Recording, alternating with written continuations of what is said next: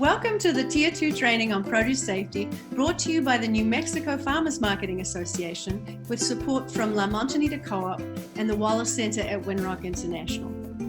In this series of training modules, which are designed to support the New Mexico Tier 1 and Tier 2 on-farm and classroom trainings, we discuss how to conduct a thorough food safety risk assessment of your farm. Module 4 is all about the importance of training people who work with you, making sure everyone who comes to your farm knows that you take food safety seriously, and making it as easy as possible to do the right thing.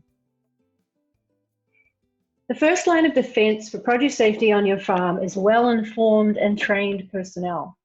Does everyone understand the basics of health and hygiene, such as when and how to wash their hands effectively, what to do if they're ill or injured, and what to do if produce or food contact surfaces are contaminated? And who needs to know? Who should be trained on health and hygiene? Anyone who has access to crops and food and storage areas on your farm should be made aware of the importance of food safety, and everyone needs to know that you take food safety seriously. This includes family members, young and old. Young children love to be helpful, so train them young and they will keep you on your toes. And if they're too young, train their parents. Do you have someone who handles office work who may not handle produce but routinely walks through the packing area? Yep, they need to be trained too. What about volunteers? Do you have volunteers working on the farm? If you do, they should have training just like paid staff. Visitors of all kinds need to know that you take food safety seriously and what the farm rules are. If you have a U-pick operation, do the U-pickers harvest from the same plants that are harvested for your wholesale customers? Have you thought through the problems that may occur? So train staff and volunteers on the importance of food safety procedures for visitors, educate the visitors on food safety, instruct them to read posted food safety policies, provide toilets and hand washing stations with clear signage, and train staff to keep them clean and stocked.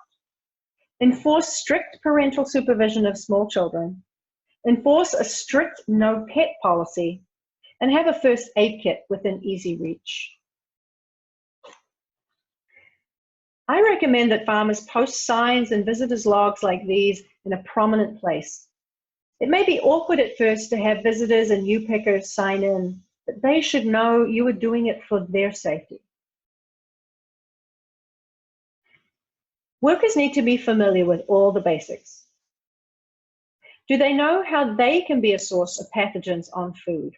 Dirty hands and clothing, bodily fluids such as blood and saliva, or using dirty tools.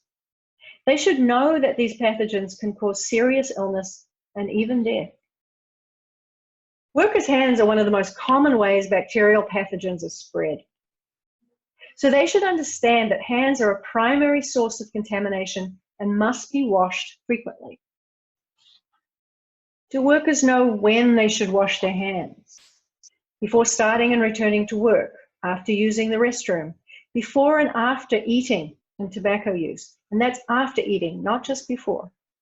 After touching animals or animal waste, after sneezing and coughing into their hands or blowing their nose, after answering their phone or handling money, think about where the phone goes, or any other activity that may be a source of cross-contamination.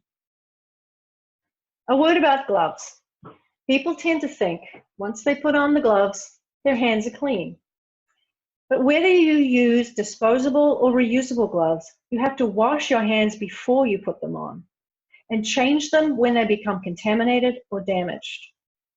And reusable gloves should be cleaned on a regular basis to prevent cross-contamination. And you want to store clean gloves safely so it's clear where the clean ones are and where the dirty ones are. Proper hand washing techniques should be taught and retaught, and signs help to remind everyone to stop and wash. And keep in mind that training and signage may need to be in the language most commonly spoken by your workers. Your restrooms and hand washing facilities don't have to be fancy, but they should always be reasonably clean so that they're attractive for people to use, and well stocked with toilet paper, soap, single-use towels, and a covered trash can. They must also be easily accessible to workers and visitors. One of my mantras is make it easy to do the right thing, and you'll hear this again and again in my presentation. Do you have hand washing facilities anywhere that will make it easy for people to wash their hands when they need to? Inside or outside the bathroom, inside or outside the packing shed, or on the back of a trailer out in the field or beside the field? Again, it doesn't have to be fancy. Workers should know to begin the day with reasonably clean clothing. You could keep extra shirts or aprons on hand just in case they're needed. If they work with animals and produce, is there training and a procedure in place to prevent cross-contamination? Are there dedicated footwear and coveralls that can be changed in between jobs?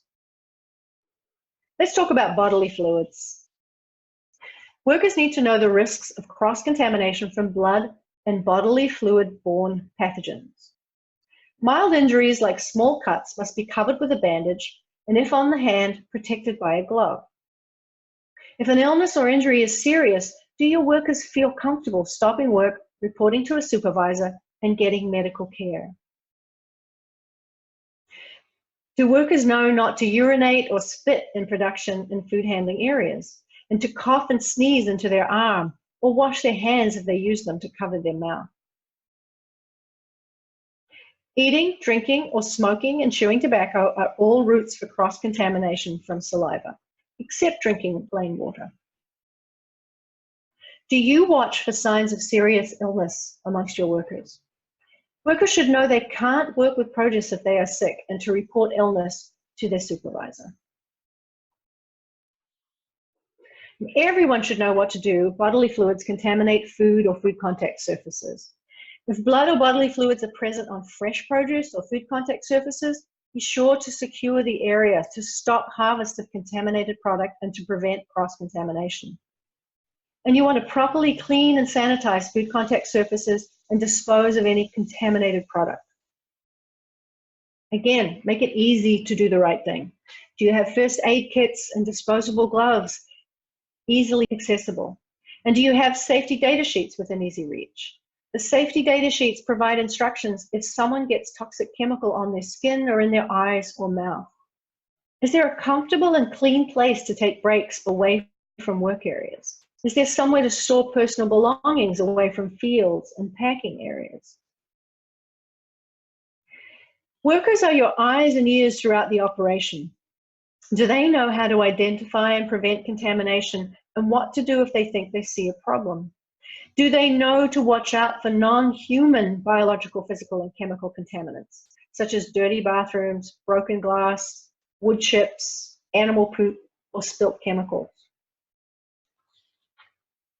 And do they know where to look for these contaminants?